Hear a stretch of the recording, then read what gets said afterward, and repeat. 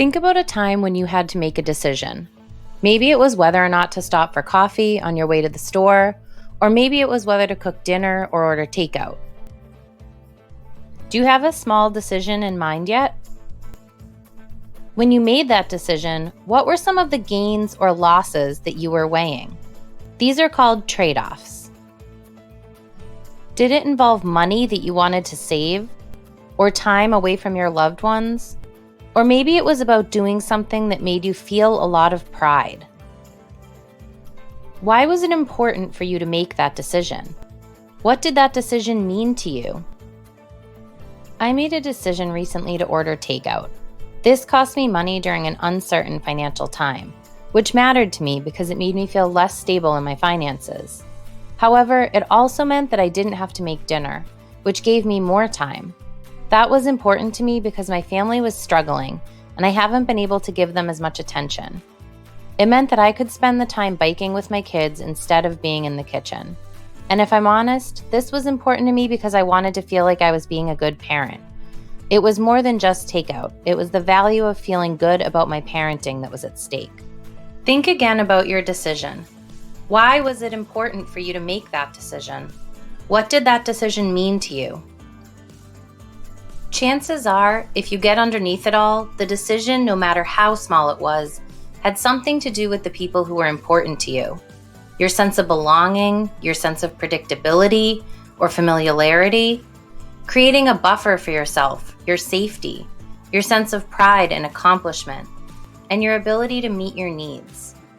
These gains or losses that you are weighing, even in relatively small decisions that we make every single day, are examples of the 5 domains of well-being, or the universal needs and experiences that we are all hardwired to have.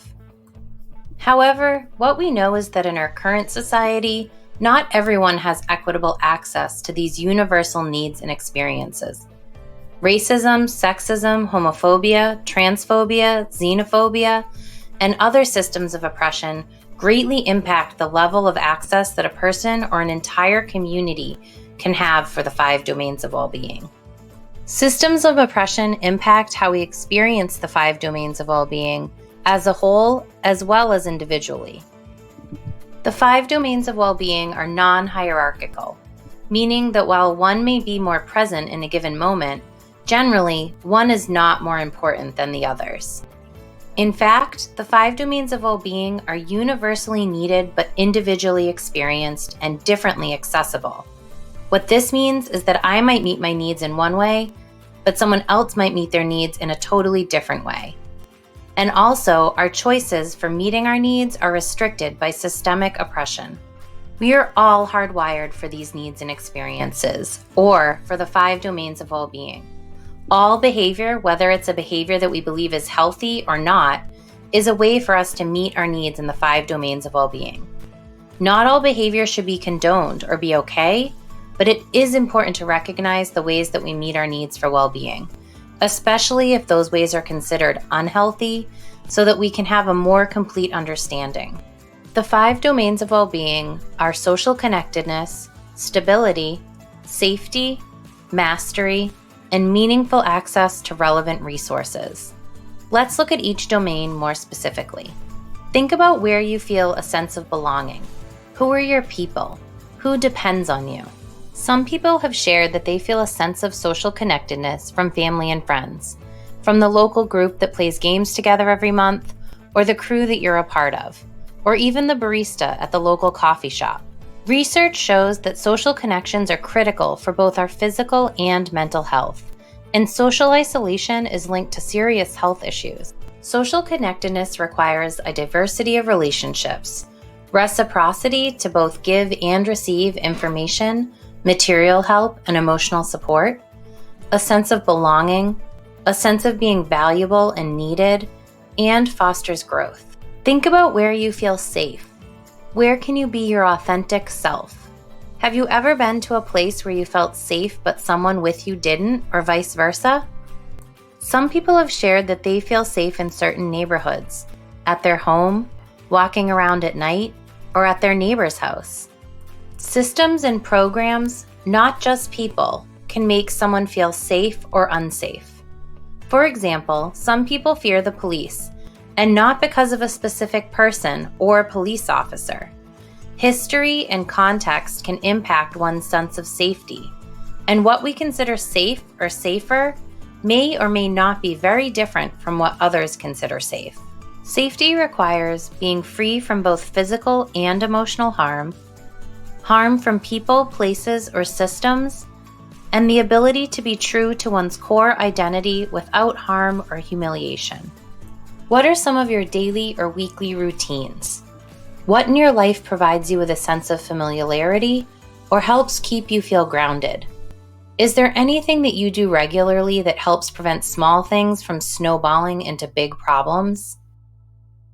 Some people have shared that they get a sense of stability from attending religious services daily or weekly, from going to the grocery store each week on the same day, from using drugs or alcohol daily, or watching their favorite TV show. Stability is often created through small routines or anchors that ground us day to day or week to week. We can have a house and a job and still feel unstable overall. We can also have stability in some parts of our life and feel really unstable in others. These are what need to be in place in order to feel a sense of stability. Anchors, which create a sense of predictability in days or weeks. A buffer to prevent small problems from snowballing to big problems. And familiarity. What are the things that make you feel proud? What do you do that others think is cool or interesting? Where are the areas where you put in a lot of work and it actually pays off? Some people have described feeling a sense of mastery from cooking or baking, learning new technology, stealing cars, or managing their anxiety while out in public.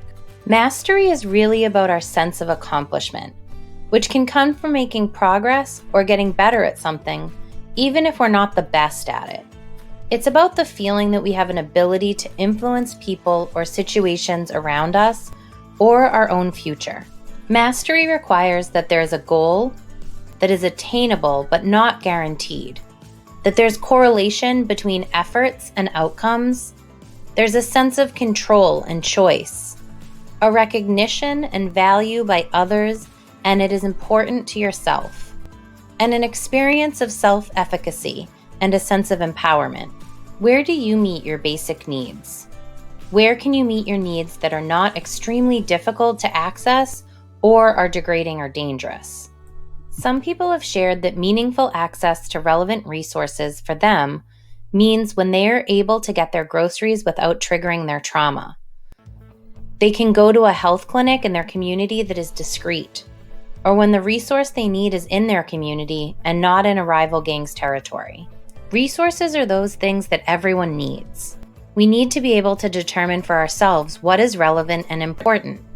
For example, we all need food, but if I have a dietary restriction, not all food will work for me. We all need clothes, but not all clothes work for us. Some of us get those needs met through services and others don't. Meaningful access to relevant resources must be both meaningful and relevant. This includes self-determination of what basic needs are relevant and important. The resources have to exist, and resources are accessible without shame, danger, or significant hardship. When we have lots of ways to meet our needs for a domain, it's easier to give up something. But when we only have one way to meet our needs, we'll work hard to hold on to that, no matter what the cost, even if that something also hurts us in some ways while it helps us in others. Are you interested in joining the discussion on the 5 domains of well-being? You can visit our website at fullframeinitiative.org. Follow us on Facebook, Instagram, and Twitter. We'd love to hear from you.